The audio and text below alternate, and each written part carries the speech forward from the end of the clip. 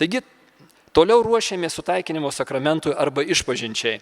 Praeitą kartą aptarėme, kas yra laisvė ir kas yra sąžinė, taip pat tuos 5 žingsnius, kuriais priimame Dievo atleidimą išpažintyje. Keletą dabar esminių tokių punktų norėčiau aptarti. Nuodėmės rūšys.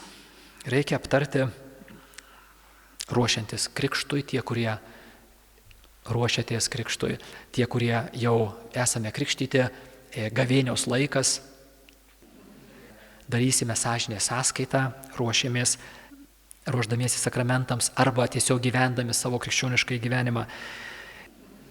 Nuodėmių rūšių yra daug. Nuodėmės skirstomos pagal įvairius kriterijus. Tačiau mums praktiškai, konkrečiai, išpažintyje, ruošiantis išpažinčiai, vienas svarbus skirstimas yra į lengvas ir sunkes. Lengvos nuodėmės ir sunkios nuodėmės. Šitas skirstimas yra šiek tiek keblus. Ir jo keblumas yra tame, kad jisai labai buhalteriškas. Jisai toksai labai techniškas, lengvos ir sunkios. Lengvai įžeidžiau ir sunkiai įžeidžiau. Jeigu tu tikrai myli žmogų kokį nors, ar yra įmanoma, tiesiog tik lengvai įžeisti jį, įžeisti jo meilę? Tik tai neprimušti, bet nežinau, kaip čia sugalvot kokį lengvą įžeidimą. Kai kalbam apie tikrą meilę, nėra tokio dalyko kaip lengvas įžeidimas. Jeigu yra tikra meilė, ir smulkmenos gali būti labai skaudžios ir labai reikšmingos. Ir tai yra su Dievu. Taip yra su Dievu. Tikrai Dievuje esantis žmogus labai nejaukiai priims faktą, kad lengvai Jėzų, neįkalė vinies Jėzui į koją, bet tik tai, sakykime, šmaukštelėjo su bizūnu vieną kartą. Taip va, kaip saka, nemirtinai, nieko tokio, nenumirs. Kažkas netvarkoja su tokiu požiūriu yra. Ir tikrai taip ir yra. Tačiau tam, kad mes galėtume konkrečiai kažkaip tai susigaudyti savo gyvenimuose, mums reikia kažkokių tai gairių, kažkokių tai skirtumų. Ir tada darome šitą skirstimą į lengvas ir sunkes nuodėmės. Bet lengvos nuodėmės nėra nereikšmingos. Rimtai gyvenant dvasinį gyvenimą ir norint augti ryšyje su Dievu, jos irgi yra reikšmingos, reikės kreipdėmėsi. Taigi, nuodėmė yra sunki, jeigu jinai atitinka 3 tokius parametrus, 3 kriterijus. Pirmas yra svarbus dalykas, turi būti didelis dalykas. Pavyzdžiui, pavogti iš eilinio žmogaus 1000 litų būtų didelis dalykas, 1000 litų yra dideli pinigai. Bet pavogti iš manęs, pavyzdžiui, 1 centą nebūtų didelis dalykas. Tai jau nėra dalykas didelis. Tai tas dalykas turi būti didelis. Ir kartais vienam žmogui vienas dalykas gali būti didelis, kitam ne, bet orientaciniai supratote. Sunki nuodėmė turi būti didelis dalykas. Antras, aš žinau, kad tai yra didelis dalykas. Aš turiu žinoti tai. Ir trečias, aš turiu tam laisvai pritarti. Sunki nuodėmė bus, jeigu yra svarbus dalykas, aš žinau, kad tai yra svarbus dalykas ir aš pats savo valia pasirenku tai daryti.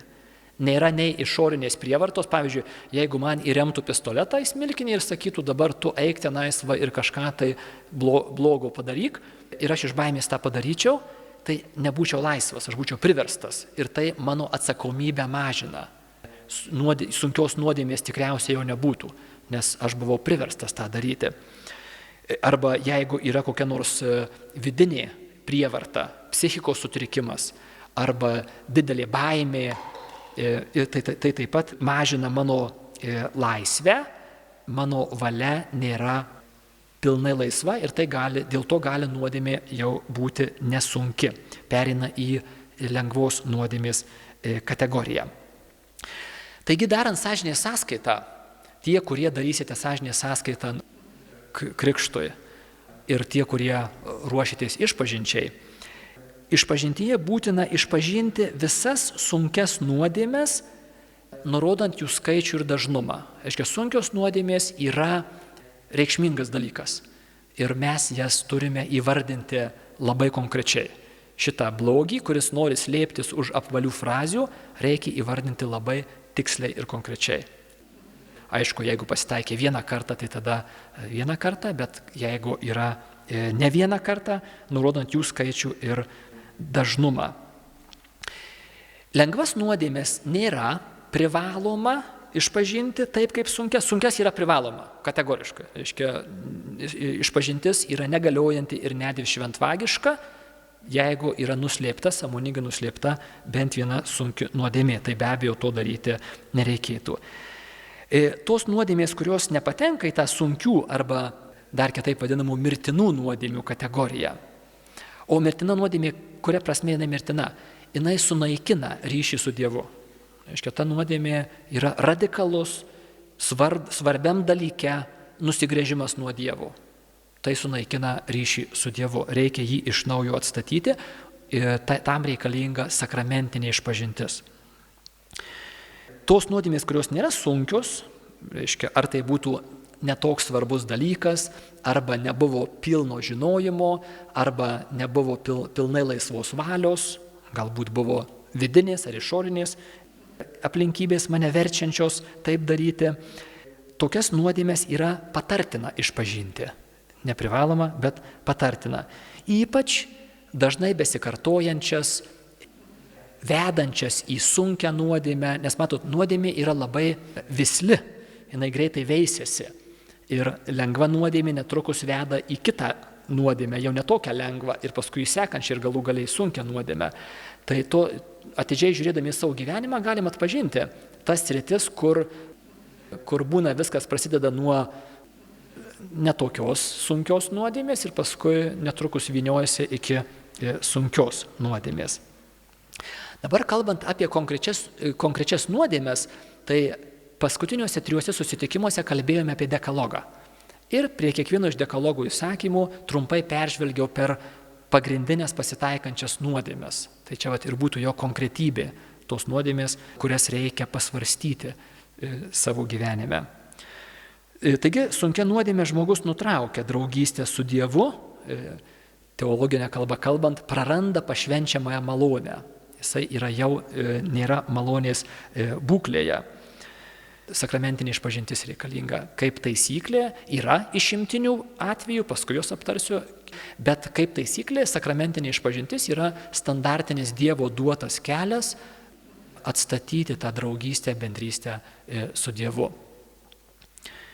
Ir tokiam stovyje esantis žmogus be abejo negali priimti kitų sakramentų. Aiškiai, žmogus, kuris yra nėra malonės būklėje, jisai kitų sakramentų priimti negali, jokių kitų sakramentų priimti negali, nes kas yra sakramento priėmimas, prisiminkite. Sakramento priėmimas yra simbolinis ženklas vidinės nuostatos kokios. Dieve, aš esu tavo visiškai, aš paklūstu tau visiškai, aš tau save atiduodu visiškai, aš noriu, kad nebūtų jokios kliūties tarp manęs ir tavęs ir kas nuo manęs priklauso pašalinu visas kliūtis iš mūsų draugystės. Bet jeigu yra sunki nuodėmė, net leista, tai tada ne visos kliūtys pašalintos. Ir priimti sakramentą, bet kokį sakramentą tokioje būklėje būtų melas. Tai būtų dar vienas judo bučinys, netiesa. Išoriškai darau vieną, o širdies nuostata yra visai kita. Taigi tai būtų šventvagiškas sakramento priėmimas, netinkamas. To daryti negalima.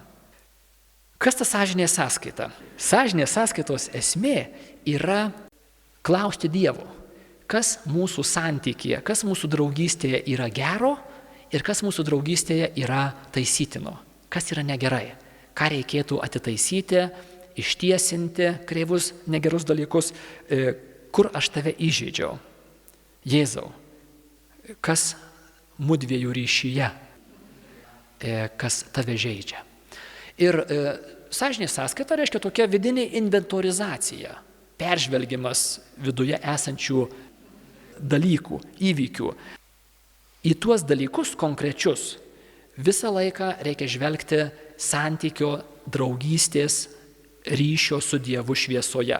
Nes didžiulis pavojus yra, tą pavojų savyje labai dažnai atpažįstu ir esu tikras, kad bent kai kurie iš jūsų esate jame. Į sąžinės sąskaitą žiūrėti kaip į savo blogų darbų tokį buhalterinį sąrašą. Atsisėdau vienas ir tokiam, savianalizės valandėlėje paėmiau ir peržiūrėjau savo blogus darbus. Ne, čia ne tai. Turite atsisėsti dviese su Jėzumi. Jeigu jums padeda, galite net šalia pasistatyti tuščią kėdę. Toj kėdėje sėdi Jėzus ir šnekamės. Jėzau, kas yra gero ir ką reikia taisyti? Ir tada toje draugystės ir meilės atmosferoje galima eiti per įvairius klausimus, per įvairius, nuodėmių išvardinimus, klausiant savęs, ar tai buvo mūsų ryšį žeidžiantis dalykas. Bet labai saugokitės to tokio sauso buhalterinio, savianalitinio būdo, kuris pamiršta, kad šalia yra mylintis Dievas. Tu esi Dievo meilės šviesoje. Ir tik tai toje šviesoje ir tavo nuodėmės pasirodys teisingai ir tu žinosi, ką su tom nuodėmėm daryti. Tai čia esminis dalykas. Yra įvairiausių būdų atlikti sąžinės sąskaitą, tą inventorizaciją. Galima pagal dekalogą, galima pagal kalno palaiminimus, kalno pamokslo, galima pagal dorybės. Ir vienas iš tokių būdų būtų tas klausimynas, kurį šiandien po susirinkimo gausite ir galėsite naudotis. Jeigu turite namuose ir esate jau šiek tiek pažengę šitame kelyje, naudokite tą būdą, kuris jums tinka. Gali būti maldaknygėje esantis klausimai. Visi tie būdai turi savo stipriasias ir silpnasias pusės ir reikia po truputį tobulintis. Ir pagrindinė silpnoji dalis yra pamiršimas, kad esame dviese. Kad esu mylinčio Dievo akivaizdoje. Sąžinės sąskaitą atliekame nuo paskutinės geros išpažinties. Jeigu tokia buvo mano gyvenime, tai nuo paskutinės geros išpažinties peržvelgiu su Dievu, mūsų santykius. Jeigu žmogus eina išpažinties pirmą kartą, tai arba krikštui ruošiasi suaugęs žmogus, tai jisai daro sąžinės sąskaitą viso sąmoningo gyvenimo. Sąmoningas gyvenimas yra grubiai nuo 5 metų, kai mes jau žinome, kad blogai padarę, ne tik tai gausime barti ir dėl to gailimės be abejo, kad blogai padarėme, bet kad tas blogis yra ir kažkokia tai kitą tvarką ardantis blogis, kad tai yra moralinis blogis. Ir vaikas pradeda skirti tą moralinį lygmenį, grubiai nuo kokių 5-6 metų jau jis pradeda skirti, jis žino, kad yra blogai. Taigi darome sąžinės sąskaitą nuo to laiko. Tam, kad būtų lengviau, tie iš jūsų, kurie darysite sąžinės sąskaitą viso gyvenimo, suskirstykite gyvenimą į logiškus gabalus. Pavyzdžiui, gali būti vaikystė, paauglystė arba, iki tol, kol įsikėlėme į naują butą, nes naujam bute buvo nauji draugai ir tenais prasidėjo dalykai nauji. Tai tokius loginius gabalus suskirstote ir kartu su Dievu, mylinčiame jo žvilgsnyje, žvelgiate į tą laikotarpį savo gyvenimo. Žiūriu, kur sąmoningai pasirinkau blogį. Žiūriu, kokioms įtakoms leidau save formuoti. Vėlgi čia prie tos sielos ekologijos labai svarbu. Lygiai taip pat kaip su kūno ekologija, kaip su kūno sveikata. Mes esame tai, ką mes valgome. Tai šitas galioja dar labiau sielos srityje. Mes esame tai, ką mes, į save įsileidžiame, kokias įtakas, kokius vaizdus. Aš reguliariai save maitinu. Kuo? Ir aš sąmoningai leidžiu savo, mes juk sąmoningai pasirenkame. Vėliau, tai, kas mus formuoja, po kurio laiko mes galime nustoti budrumo. Mes galime prarasti tą jautrumą, kad tai yra blogai. Tačiau pasirinkimas leisti mane formuoti yra mano atsakomybė. Kokioms įtakoms aš leidau save formuoti ir jos mane nuvedė iki dabar, kur aš jau toj srity esu miręs. Aš esu nejautrus, aš net pažįstu, sąžinė yra nuslopinta. Nenusiminkite, neįsigaskite tie iš jūsų, kurie eisit išpažinties pirmą kartą. Ir kiekvienais metais mes turim katechumenate visą eilę žmonių ir tai yra labai džiaugsmingas ir didingas įvykis, kai žmogus eina išpažinties iš 30 metų ir pasiruošia rimtai tą išpažinti. Tai tikrai yra sūnaus palaidūno sugrįžimo patirtis. Tie iš jūsų, kurie ruošitės krikštui, darykite sąžinės sąskaitą. Jums nereiks išpažinties. Reiškia, jūsų nuodėmės jums bus atleistos krikšto sakramentu, prieš kurį nereikia išpažinties. Bet tam, kad įsileistumėte Dievo gydančią malonę kuo giliau, atlikite kuo rimtesnę sąžinės sąskaitą.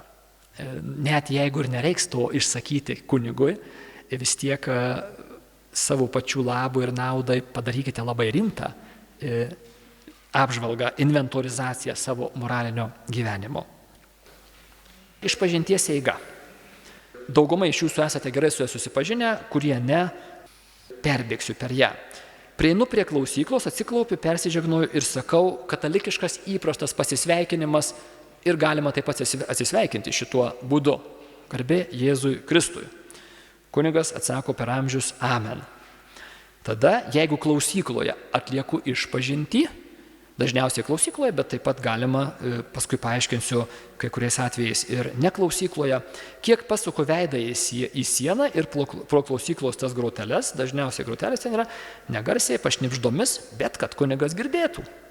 Sakau, išpažinties buvau, pavyzdžiui, prieš 2 mėnesius, pavyzdžiui, prieš 25 metus, pavyzdžiui, einu pirmą kartą, išpažinties einu pirmą kartą.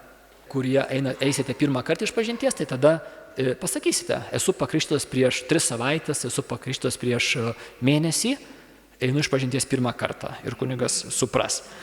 Tie iš mūsų, kurie einame išpažinties jau ne pirmą kartą, sakome, atgailą atlikau, atgaila prisimenat, kas yra, ta kunigo užduota, dažniausiai malda, kartais koks nors artimo meilės darbas, tam tikra užduotis.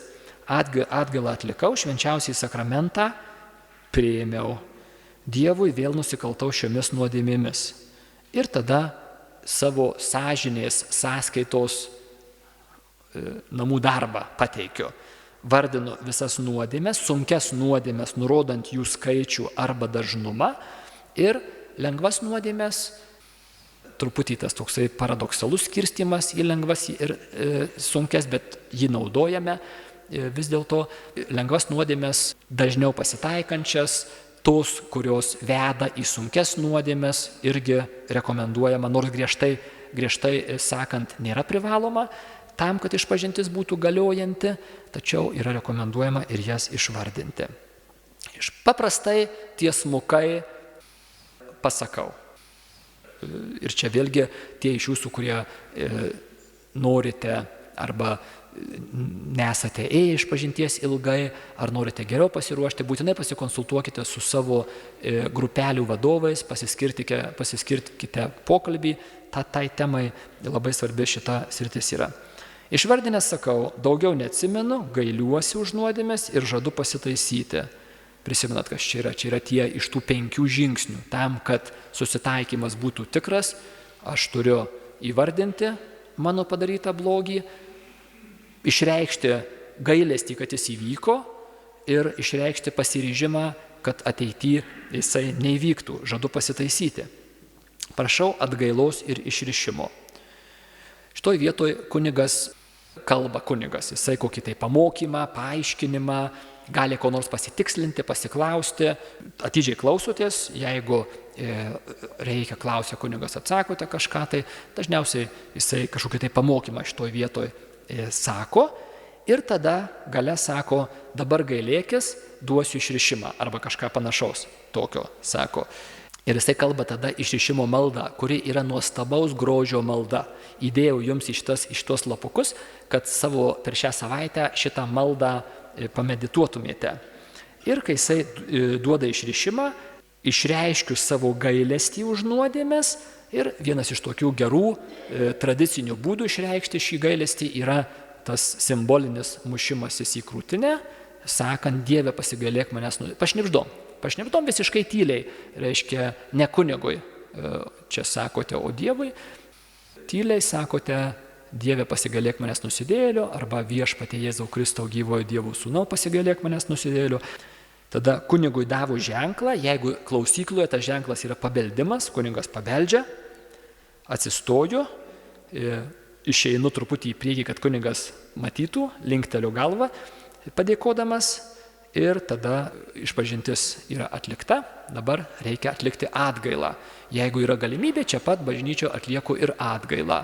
Ar tai prie šoninio altoriaus, ar kažkur tai kitur, atsiklaupiu ir jeigu tai buvo maldos, sukalbu atgailos užduotas maldas ir nuoširdžiai padėkoju.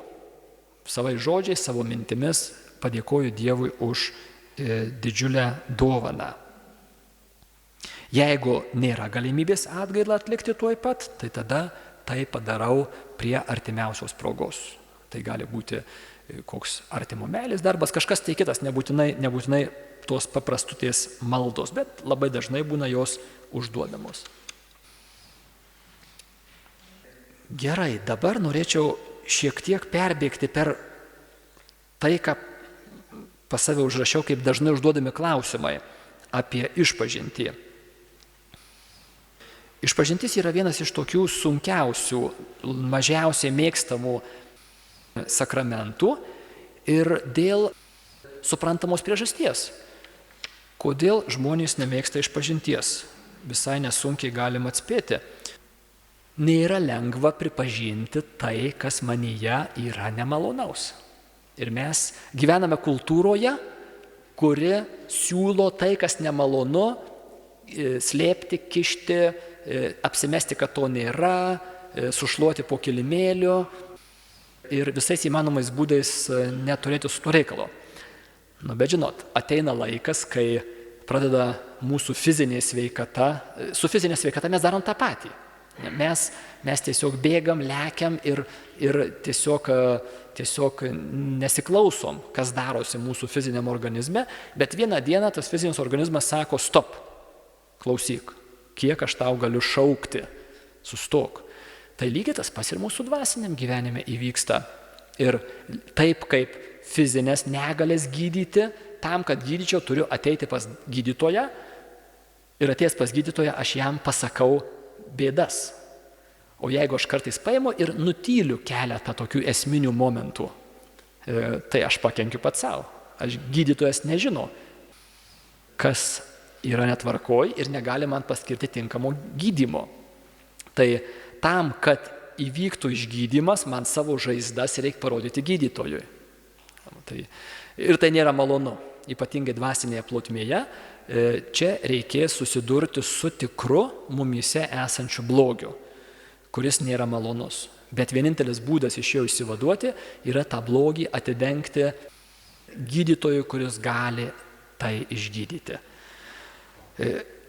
Taip pat pasvarstykime, ar buvo lengva susitaikyti.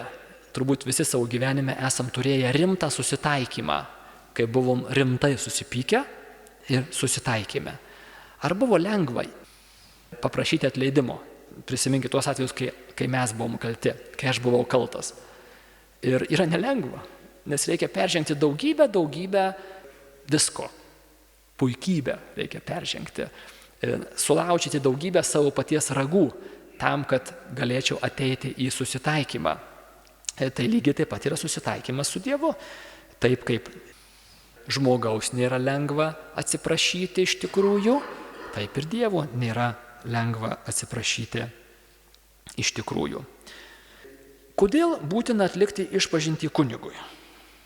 Aš esu tikintis žmogus ir norėčiau atlikti išpažintį tiesiai Dievui. Dabar kam tam kunigui čia reikia? Tokius du atsakymus norėčiau iš dviejų pusių atsakyti šitą klausimą. Pats toksai paprasčiausias, tiesmukiausias būdas, bet jisai ne visiems patiks ir ne visiems tiks būdas, todėl kad Jėzus taip liepė. Tai jeigu Jėzus yra mano viešpats, yra tas esminis klausimas, kas yra Jėzus? kuo aš jį laikau.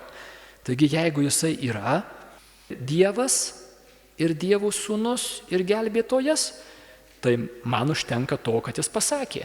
Kam atleisite nuodėmes apaštalams, jisai pasakė tokius žodžius. Kam atleisite nuodėmes, tiems jos bus atleistos. Viskas. Apaštalai turi šitą galią, apaštalai perduoda savo įpėdiniams vyskupams ir tie pasidalina šią galę su kunigais. Bet kai kuriems žmonėms gali šitas atsakymas tiesiog truputį nebūti patenkinamas, tai duodu tokį paprastesnį, žmogiškesnį atsakymą. Kadangi žmogus yra kūnas ir siela, mes esam ir kūnas, ir siela, ir materija, ir dvasia. Tai neužtenka tik tai dvasiškai atsiprašyti, savo širdyje atsiprašyti. Reikia ir kūniškai išreikšti tą savo dvasinį atsiprašymą. Ir va čia lygiai tą patį mes galim pastebėti savo tarpusavio santykiuose, žmonių tarpusavio santykiuose. Argi nedaug lengviau ir paprasčiau būtų, dvasiškai atsiprašyti savo įžeisto artimojo. Aš tiesiog širdyje atsiprašau tavęs ir jau to užtenka. Ne. Reikia ateiti ir pasakyti konkrečius žodžius. Ir va čia yra tas tikrasis lūžis. Praeitą kartą daviau pavyzdį su vaikais, kurie reiškia nori išsisukti nuo konkretaus įvardinimo. Mes tą patį darom visi. Iš tikrųjų, suaugusieji nelabai toli esam pažengę, tik truputį maskuoti geriau išmokome. Darom beveik tą patį, ką vaikai, kai buvome darėme. Žmonės kartais bijo, kad pasakys labai tokius gilius ir skaudžius ir intimius dalykus kitam žmogui, kunigui, ir ar jisai neišplepės. Tai yra tokia vadinamoji sakramentinė paslaptis. Pati griežčiausia paslaptis katalikų bažnyčioje ir netgi drįsčiau sakyti gal ir visam pasaulyje. Yra ta paslaptis saisto kunigą nuodėmklausį išgirdusį nuodėmes. Jisai negali absoliučiai jokiomis sąlygomis išpasakoti tai, ką jis girdėjo išpažintyje. Niekas neturi teisės absoliučiai jokios, net popiežius neturi teisės pas paprastą kunigėlį ateiti ir sakyti, tu man pasakyk, aš tau įsakau pasakyti, ką tu girdėjai per išpažintį.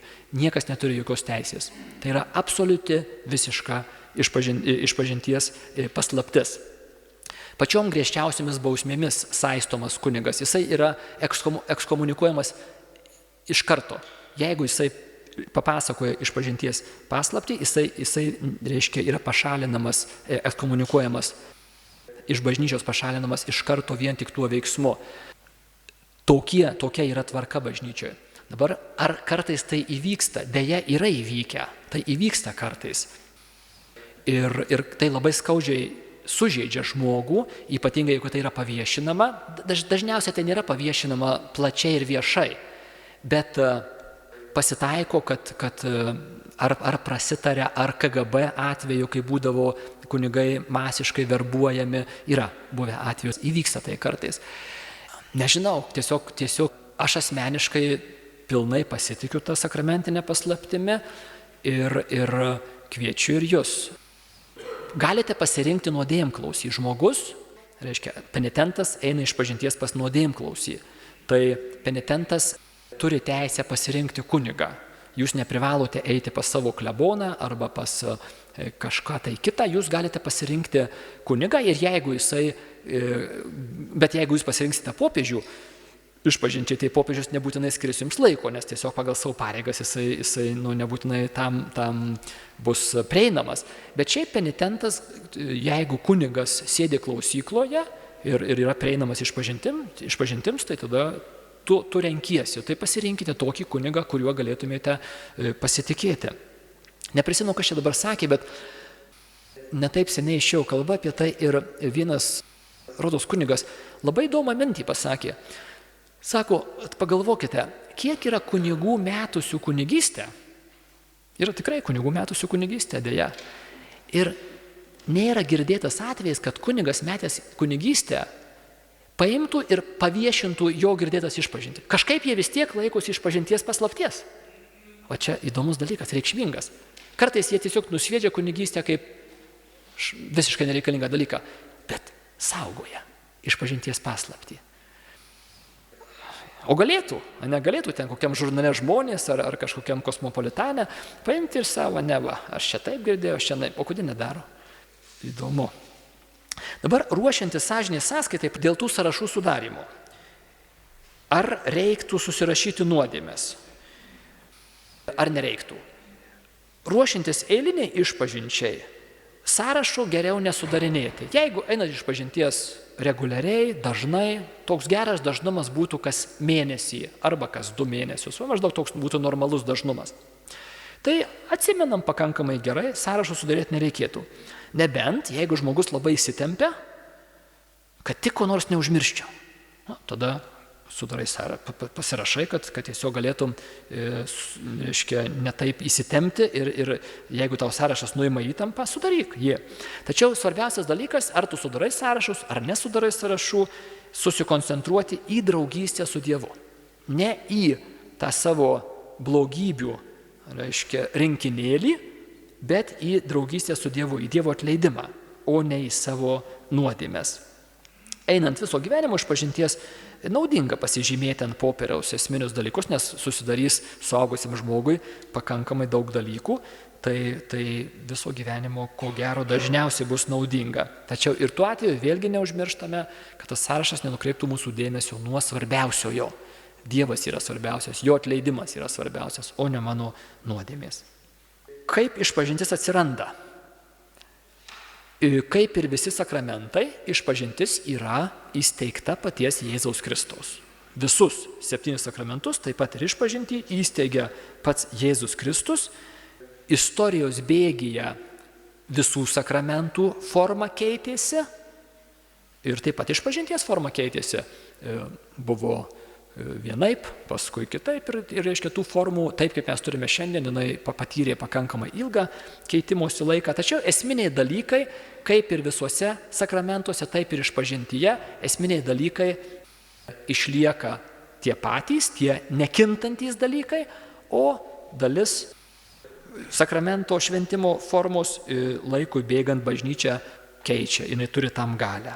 Penitentas, jeigu yra galimybė, gali prašyti atlikti išpažintį ne tik tai klausykloje, bet ir veidų į veidą. Kai kurie iš jūsų esate matę tai, kai kurie dar ne. Va, kai mes po Velykų porą savaičių praėjus turėsime galimybę atlikti išpažintį, vadinamasias bendruomeninės sutaikymo pamaldas su individualiai išpažintimi, tai bus kokie gal 4-5 kunigai, iš kurių pusė bus klausyklose, o pusė sėdės kur nors kampe nuošaliai ant kėdės ir šalia bus kita laisva kėdė.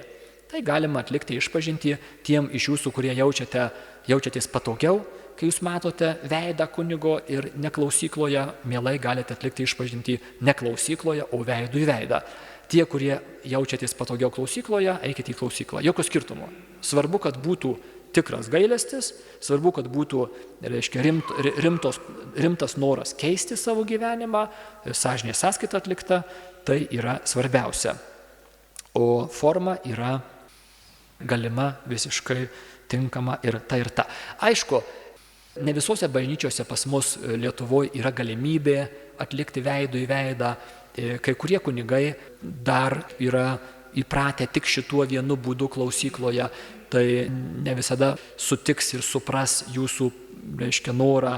Bet kai kuriuose bažnyčiose jau yra galimybė ir jeigu kas jaučiate, kad jums būtų tikrai geriau atlikti išpažintį veidų į veidą, tai arba patys pasiieškokite, arba prieikite čia prie jūsų grupelių vadovų ir jie tikrai padės jums surasti, kur galėtumėte atlikti išpažintį jums priimtinesniu būdu. Ar galimi kiti nuodėmių atleidimo būdai ne išpažinties forma? Atsakymas yra taip. Galimi. Padarius bet kokią nuodėmę, didelę ar mažą, reikia iš karto, kuo greičiausiai gailėtis ir kuo skubiausiai atsiprašyti Dievo. Ypatingai tai svarbu būtų, sakykime, mirties pavojaus akivaizdoje. Tačiau, bet kuriuo atveju, ar pavyko tą padaryti, ar prisiminiau tą padaryti, ar neprisiminiau, prie pirmos galimybės, jeigu yra sunki nuodėmė, aš atlieku sakramentinę išpažintį. Reiškia, sunkiai nuodėmė atleisti Dievo nurodytas standartinis būdas yra išpažintis, sakramentinė išpažintis. Nes mano rimtas apsisprendimas keisti gyvenimą ir rimtas gailestis reiškia, kad atsiradus pirmai progai aš pasinaudosiu galimybę atlikti sakramentinę išpažintį. Kartais žmonės klausia, ar yra tokia didelė nuodėmė, kurios Dievas negalėtų atleisti? Atsakymas yra kategoriškai ne. Tokios didelės nuodėmės nėra. Mes esame tokie mažučiai prieš Dievą ir prieš jo gailestingumą, kad esame absoliučiai nepajėgūs padaryti tokią didelę nuodėmę, kurios Dievas neatleistų. Šventoji Teresėlė, kūdikėlio Jėzaus Teresė, turi labai svarbią mintį, bažnyčios mokytoja. Sako, jeigu aš būčiau padariusi visas įmanomas pasaulio nuodėmės, jos būtų tik tai lašelis prieš Dievo gailestingumo ir atleidimo okeaną. Tai čia yra nepalyginami dydžiai. Dievo gailestingumas yra begalybę kartų didesnis prieš visas įmanomas nuodėmes. Vienintelis sąlyga yra noras susitaikyti. Jeigu žmogus turi šitą norą atsiprašyti Dievo ir susitaikyti su Dievu, tai Dievas iš savo pusės nestokos atleidimo ir gailestingumo. Tai yra neįmanoma. Jo gailestingumas yra milijardus ir begalybę kartų viršijantis mano nuodėmes. Be abejo, jeigu aš to gailestingumo noriu. Jeigu aš nenoriu, Dievas yra džentelmenas ir jo per prievartą nekiša. Yra Šventajame rašte, Naujajame testamente tokia mintis, kad nuodėmės prieš šventąją dvasią. Kai kurie iš jūsų skaitote Naująjį testamentą ir randate tokią vietą, kur Jėzus sako, kad nuodėmės prieš šventąją dvasią nebus atleistos nei šiame, nei būsimajame gyvenime. Kas yra tos nuodėmės prieš šventąją dvasią? Jonas Paulius II viename iš savo dokumentų aiškina apie šias nuodėmės prieš šventąją dvasią. Ir jisai sako, tai yra nuodėmė, nuostata, dėl kurio žmogus neteina prašyti atleidimo. Ta nuodėminga nuostata, dėl kurios žmogus neteina pas Dievą prašyti atleidimo. Ir tai yra iš esmės viena iš dviejų nuostatų. Arba žmogus neina pas Dievą prašyti atleidimo, manydamas, kad jam jo nereikia. Tiesiog, Dieve, ką man tas tavo atleidimas? Man nei tavęs, nei tavo atleidimo nereikia. Tai yra puikybė. Arba kita nuostata yra neviltis. Dievas man neatleis. Mano nuodėmės yra tokios didelės, kad Dievas man neatleis. Ir žmogus neteina paprašyti atleidimo. Tarp kitko, puikybė ir neviltis yra seserys dvynės. Jos yra tos pačios monetos kita pusė. Nes neviltis yra irgi savęs labai sureikšminimas didelis. Aš esu toks didelis, nes mano nuodėmės yra tokios didelės, jos tiesiog visą dangų užstoja, kaip ir aš pats. Tai yra irgi puikybė. Ir dažnai savyje puikybę atpažinsime kaip neviltį. Kovodami su puikybė pamatysime jos tą vieną iš veidų, tai yra neviltį. Kai kurias ypač sunkias nuodėmes eilinis kunigas negali atleisti ir jisai siūs pas vyskupą. Žmogžudystė, negimusio kūdikio nužudymas, gali būti, kad kunigas neturės teisės ją atleisti ir jisai siūs pas vyskupą. Tačiau vyskupas atleis, jeigu tik tai žmogus nuoširdžiai gailisi, jeigu tuos 5 žingsnius atlieka į tikrą susitaikymą, tai tos nuodėmės nėra tokios, kurias negalim atleisti. Tiesiog jų dydis yra toksai, kad jos rezervuotos vyskupui arba vyskupo įgaliotiems kunigams. Bet jos nėra tokios, kurių negalima būtų atleisti. Jei tik žmogus nori susitaikyti su Dievu ir nuoširdžiai ryžtasi taisytis, tai jos yra atleidžiamos. Kunigo vaidmuo išpažintyje. Esu girdėjęs pats savo ausimis tokį pasakymas, sako, kaip aš galiu eiti pas tą kunigėlį išpažinties, jeigu jisai psichologijoje nusimano mažiau už mane. Tai klaidinga nuostata, jos klaidingumas yra kame? Išpažintis supainiojama su psichoterapiniu pokalbiu. Išpažintis nėra psichoterapija. Labai gerai, jeigu kunigas turi žinių psichologijos srityje ir jis galės padėti penitentui giliau pažvelgti, motyvus pamatyti, reiškia, tai labai gerai. Bet šiaip kunigas tam, kad įvyktų sutaikinimo sakramentas, neturi turėti psichologijos žinių, nereikia. To nereikia. Aišku, tai, kaip sakau, yra naudinga. Psichologinės, teologinės ar kokios tai kitos žinios tikrai labai naudingos ir praverčiančios, ieškant nuodėmės šaknų. Tačiau pats sakramentas nuo jų nepriklauso. Sakramentas priklauso nuo penitento tų 5 žingsnių ir kunigas tada jam duota dieviškąja galia atleidžia nuodėmes. Ir tas atleidimas vyksta, yra toks teologinis terminas, in persona Christi. Kunigas tuo metu veikia Kristaus asmenyje. Arba tiksliau, kunigas paskolina save Kristui ir Kristus sako, ir aš tau atleidžiu tavo nuodėmes. Reiškia, čia yra Kristaus žodžiai tariami kunigo lūpomis. Tai štai kunigo vaidmuo būtų tas in persona Christi. Ir paskutinį klausimą – išpažinties taisymas. Pasitaiko atveju, kai žmogus sąmoningai nuslėpia išpažintyje sunkią nuodėmę. Tai yra žinodamas, nepasako išpažinties sunkios nuodėmės. Tokia išpažintis yra negaliojanti. Jeigu taip atsitinka, tokią išpažintį reikia taisyti. Jinai yra negaliojanti, jinai yra dar viena nuodėmė, dar viena šventvagiška išpažintis, dar viena blogybė.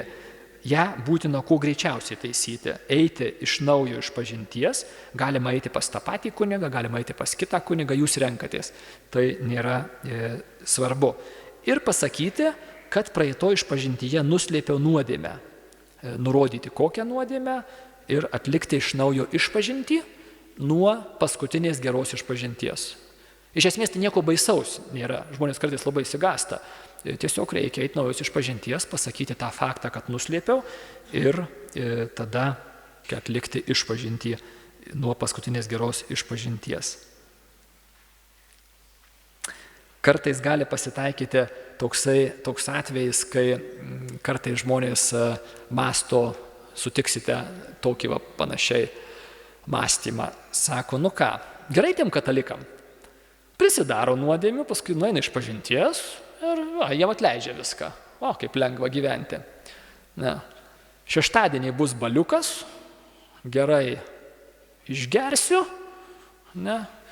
parveš mane namo negyvą, sekmadienį nueisiu išpažinties ir toliau gyvenimas eina įprasta vaga. Stebėkite, kur čia yra klaida, jau jūs turėtumėte atpažinti. Tame mąstyme yra labai didelė klaida.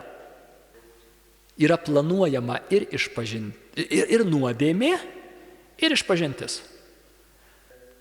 Tokioj situacijoje trūksta esminio geros išpažinties elemento, yra gailesčio už nuodėmes.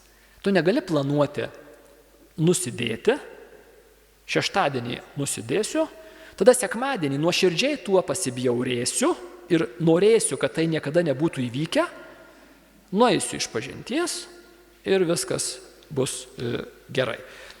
Taigi negalime planuoti kartu ir nuodėmę, ir po to išpažinti su gailesčiu už tą nuodėmę būtų klaida. Tai būtų tiek šiam kartui.